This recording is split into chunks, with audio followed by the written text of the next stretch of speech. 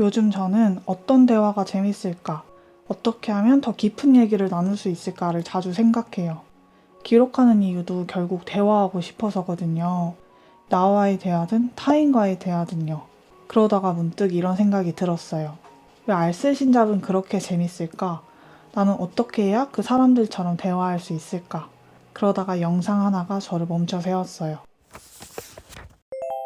자팍 박사들이 생각하는 좋은 독서법이란 영상을 보면 김영하 작가가 움베르토 에코에 대한 이야기를 해요.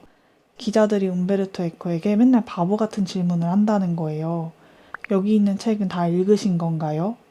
움베르토 에코가 뭐라고 하냐면 이건 이번 주에 읽을 책이고 다음 주에 읽을 책들은 다른 데 있어요. 그러자 정재승이 그 책에 나오는 여러 대답 중 자신이 더 좋아하는 대답은 아니 읽을 책을 보관하는 사람도 있습니까? 라는 거예요. 제가 원래 생각했던 이상적인 대화는 여기까지였어요. 김영하 작가는 움베르토 에코를 아세요?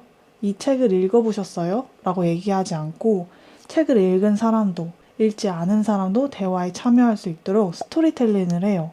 거기에 정재승은 호응을 했어요. 아, 그랬대? 웃기다. 하고 마는 게 아니라 나도 그 책 읽었어. 나는 이런 부분이 좋더라. 얘기하는 거요.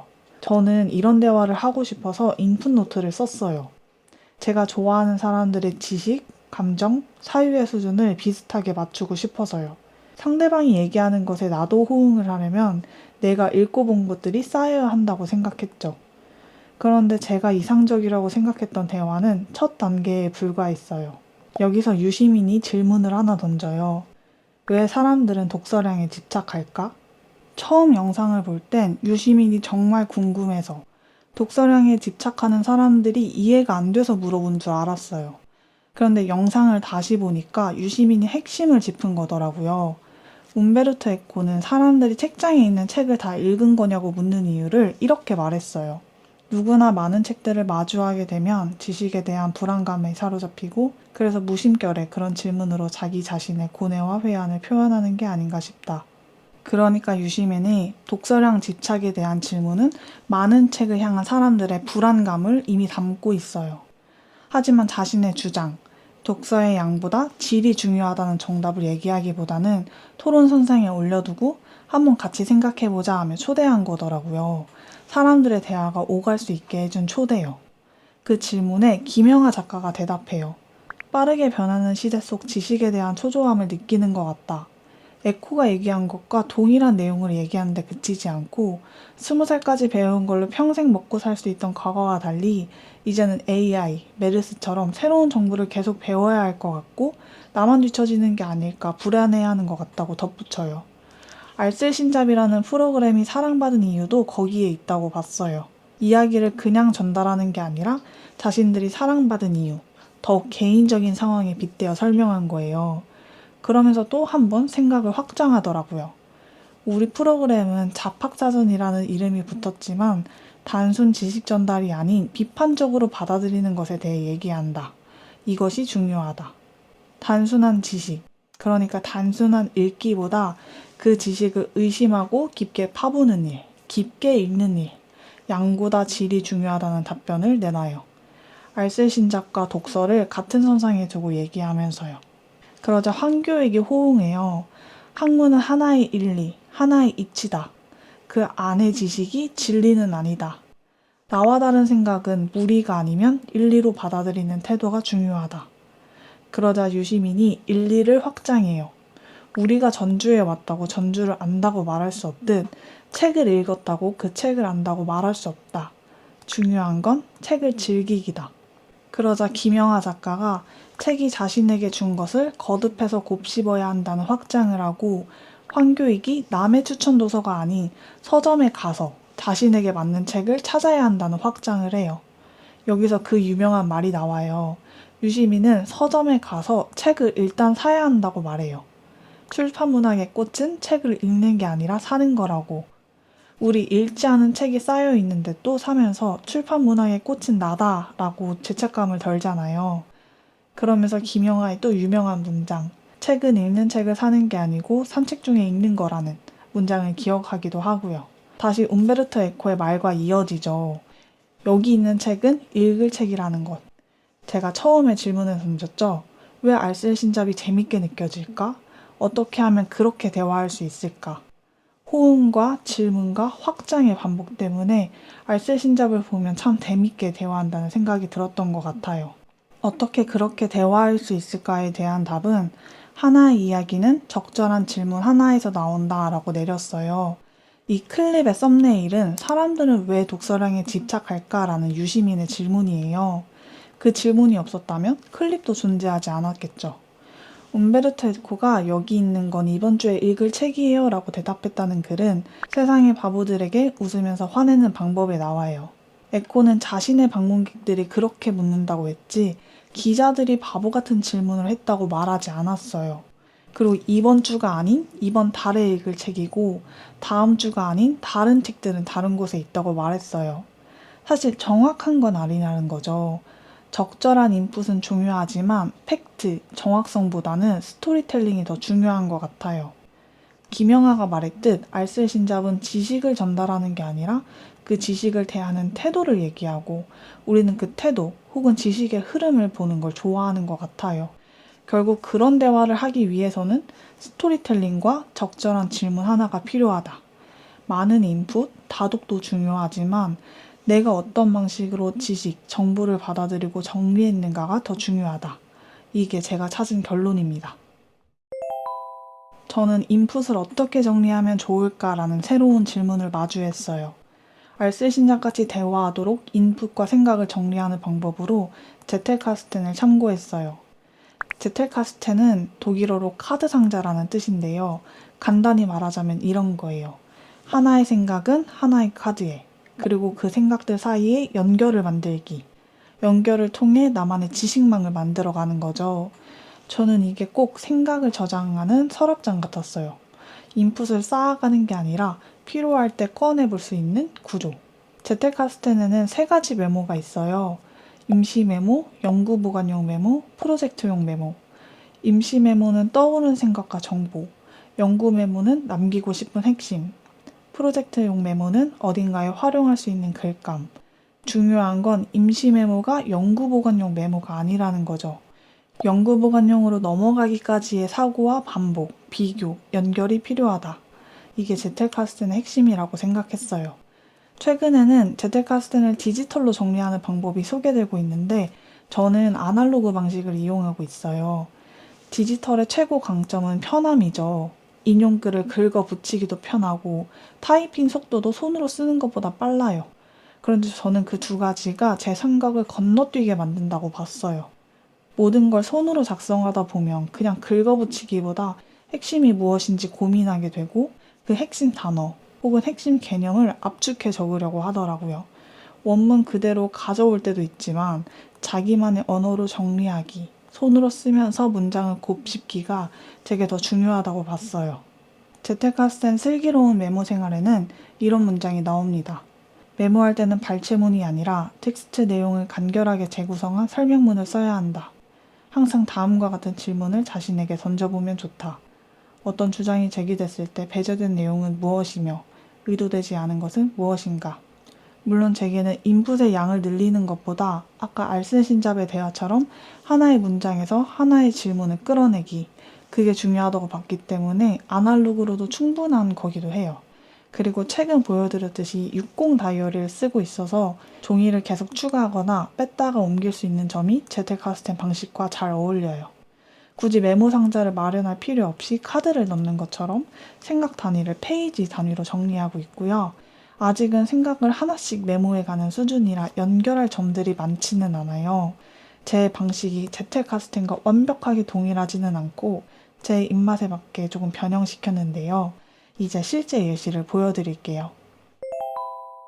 우선 제가 사용하는 기호부터 알려드릴게요. 일기 스케줄 관리 외에는 독서 기록과 인풋 기록이 주를 이뤄요. 그래서 B는 책, I는 인풋을 의미해요. 아이디어라는 키워드도 만들었는데요. I는 정보나 인상, 쉽게 말하면 인풋 그 자체예요. D는 기존 지식과의 차이, 나의 해석, 디테일의 영역이기도 합니다. E는 요약 또는 한 줄 정리, A는 생각의 확장을 돕는 곳이에요. 이건 제가 알쓸신잡 독서량 부분을 보고 정리한 내용인데요. 대화의 흐름을 보고 싶어서 마인드맵을 펼치는 것처럼 기록을 했어요. 다음 사람의 말이 호응인지 확장인지 질문인지를 생각해보니 대화 흐름 방식을 볼 수 있더라고요. 여기 비기호가 적혀 있어요. 이 책을 읽고 독서에 대한 또 다른 메모가 있다는 뜻입니다. 이렇게 메모들이 서로 연결될 수 있게 했어요. 시간을 두고 찬찬히 생각을 확장해 가고 싶어서 보통 한 페이지를 쓰고 뒷장은 남겨놔요.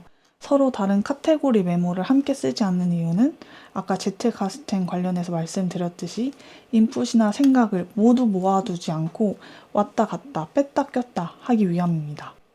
그런데 이거는 뒤에 뭔가 메모를 해놨어요. 이 대화의 핵심은 독서량이라는 질문에서 시작했지만 좋은 책을 구매해서 곱씹고 즐기는 게 좋은 독서법이라는 얘기잖아요. 그럼 좋은 책은 무엇일까? 자신에게 맞는 책은 무엇일까 생각해보다가 카프카가 오스카 폴락에게 편지 쓴 내용이 떠올랐어요. 박웅영 디렉터의 책은 도끼다 라는 제목도 여기에서 나왔는데요. 한 권의 책은 우리 안에 얼어붙은 바다를 깨는 도끼여야 해. 정말 좋아했던 문장인데 쓰고 나니까 왜 얼어붙은 바다일까? 왜 도끼가 필요할까? 그런 질문이 떠오르더라고요. 카프카는 필터 버블의 세계에서 살지는 않았지만 현재 우리는 알고리즘이 선별한 자기 생각이나 취향과 비슷한 정보, 콘텐츠를 계속 받아들이게 되잖아요. 자신만의 세계에 갇힌 사람들이 점점 많아지고 있고요. 개그맨 유재석 씨는 신문 서너 개를 구독한다고 해요. 그게 말하자면 필터 버블에서 벗어나는 일이잖아요. 그때는 손가락 하나로 버블을 터뜨릴 수도 있겠지만 버블이 쌓이고 쌓이면 언젠간 도끼로 내려쳐야만 하는 게 아닌가 생각이 들더라고요. 여기 아이기호가 나와요. 취향에 대한 인풋 기록을 했다는 뜻이에요. 취향 기록의 시작은 우치다 다스루의 무지의 즐거움이에요. 우치다 다스루를 처음 만난 건 롱블랙에서였어요. 그때 용기에 대한 기록을 짧게 하고 A, 생각 확장을 위한 부분에 그 작품 이름을 적어놨거든요. 밀리의 책이 있길래 곧장 읽었는데 정말 귀한 문장을 발견했어요. I에서 B로, B에서 I로 가는 이 과정이 정말 재밌어요. 취향 관련해서 제가 얻은 문장은 언어마저 독창적인 것이 아니다. 타자의 말을 100% 이해하지 못한 채 아이디어와 감정을 구축한다. 모어라는 끝을 알 수 없는 아카이브에서 자신이 사용할 말을 자신이 가진 작은 그릇으로 퍼내고 있는 것뿐. 제가 마침 취향은 개인의 고유한 것일까를 고민하고 있었어요. 취향이라는 것도 나 이전에 이미 존재한 끝을 알 수 없는 아카이브에서 자신이 취할 것을 작은 그릇에 퍼담는 게 아닐까 하는 생각이 들었어요. 퍼 담으면 취향, 퍼내면 언어화. 뒤에는 제 생각과 차이가 있는 글을 담았는데요. 남기자의 체얼리즘, 스타벅스에 가서 제일 안 팔리는 걸로 주세요. 기사예요. 기자는 틀 안에 갇혀있는 기분이라서 알고리즘, 최적, 효율, 추천, 반복, 맛집에서 벗어나 보려고 해요. 하지만 제 생각엔 그 모든 것도 하나의 틀이자 하나의 아카이브 같더라고요. 스타벅스에서 제일 안 팔리는 거. 대기업 제품 개발 전문가들이 마케팅 팀과 결정권자들이 모두 힘을 합해 잘 팔리는 제품과 똑같이 내놓은 거잖아요. 잘 안 팔리는 걸 선택했다고 해서 틀 밖으로 나가는 건 아닌 것 같았어요. 아메리카노를 선택하는 게 틀 안에 갇히는 것도 아니고요. 하지만 이 기사는 여전히 좋았는데요. 그 이유는 나의 작은 그릇으로 아카이브를 한 번 더 떠내는 일, 그릇에 담긴 걸 버리고 새로운 것을 담아보는 일 같았어요. 그래서 제 결론은 취향은 나만의 것이나 고유한 것이 아니다. 그리고 취향은 선택된 하나보다 선택되지 않은 아카이브를 더 많이 필요로 한다. 인풋 늘리기였어요. 누군가와 취향에 대해 얘기하게 된다면 저는 이렇게 말할 것 같아요. 저는 취향이 고유한 것이라고 생각하지 않아요. 우치다 다스루는 무지의 즐거움이란 책에서 언어마저 독창적인 것이 아니다라고 말했어요.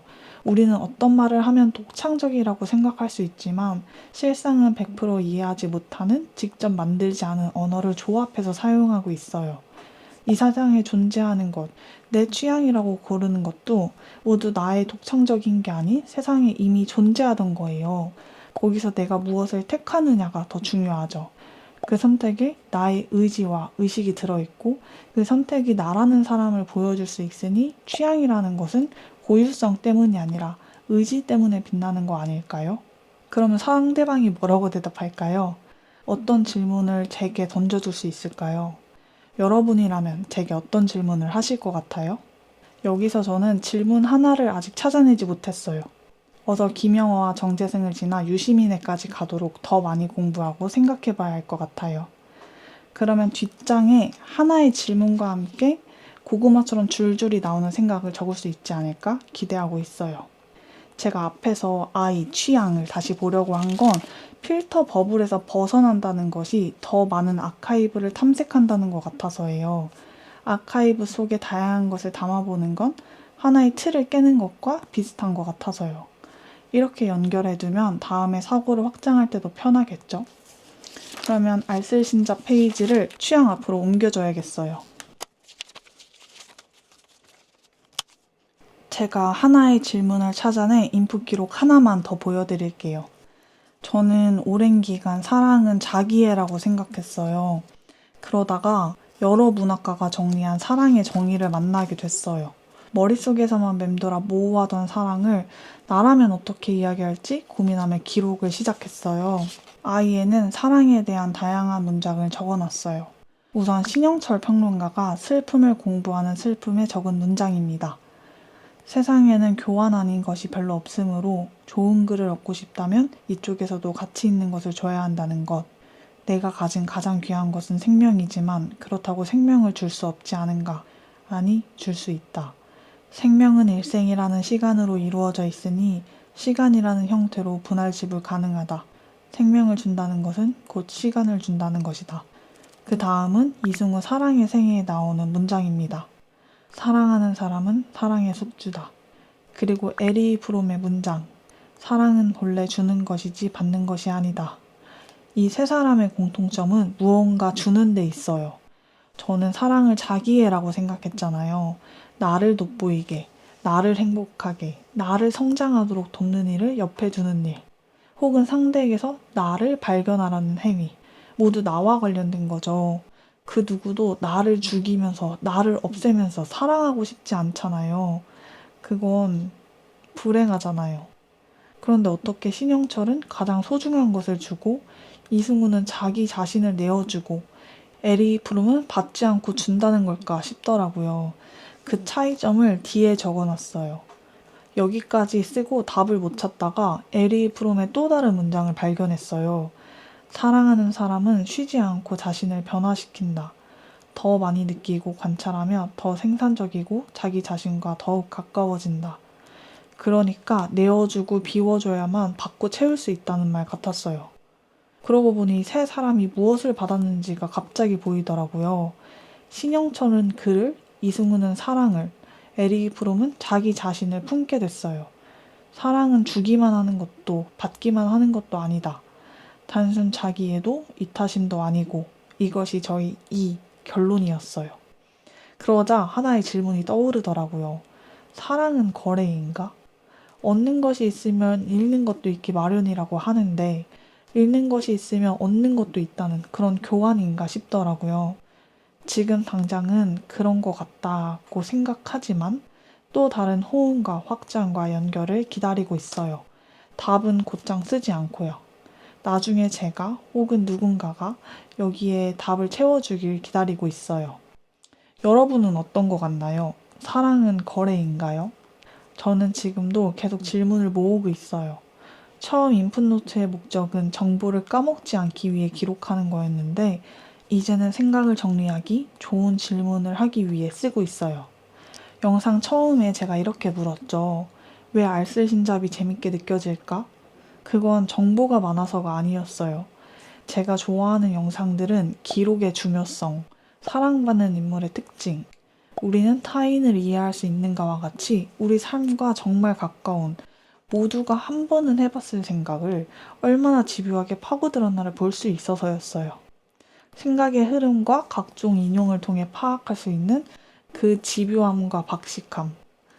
계속 인풋 기록을 반복하다 보면 언젠가 저도 알쓸신잡 같은 대화를 하게 될 수 있지 않을까요? 이 영상을 보시는 분들에게도 질문 하나가 떠오르면 좋을 것 같아요. 좋은 대화는 무엇이지? 사랑은 거래인가? 나는 어떤 책을 왜 읽고 있지? 처럼 다양한 질문들이 여러분의 대화를 바꾸고 기록을 바꾸고 또 삶을 확장해 줄 수 있는 시작점이 될 수 있지 않을까요? 아직 언어화되지 않은 여러분들의 질문은 무엇이었나요? 여러분의 생각 흐름과 질문도 댓글로 함께 나눠주세요. 그러면 오늘 준비한 영상은 여기까지입니다. 또 다른 질문과 함께 다음 영상에서 만나요. 안녕.